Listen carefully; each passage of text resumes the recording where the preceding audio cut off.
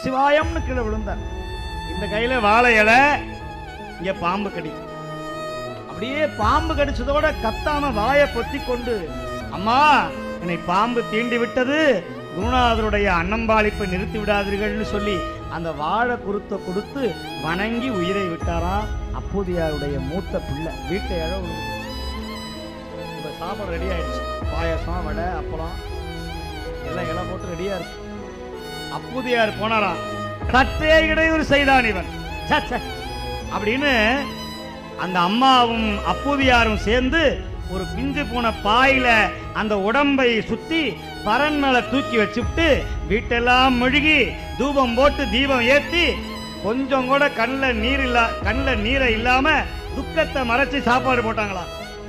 எல்லாம் தெரிஞ்ச நாவுக்கிறதுக்கு தெரியாதா? இத கேட்டார் மூத்த